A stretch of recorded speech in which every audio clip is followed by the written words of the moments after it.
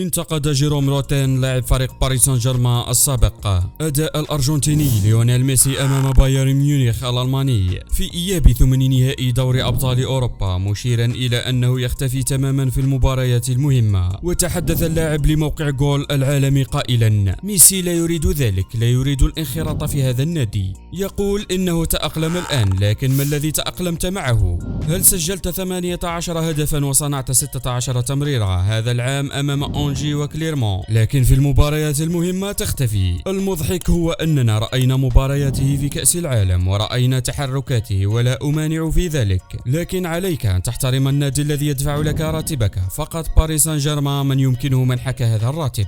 وقال اللاعب السابق أيضا: الجميع في باريس سان جيرمان اعتقدوا أن ميسي سيجعلنا نفوز بدوري الأبطال، ولكن هذا لن يحدث.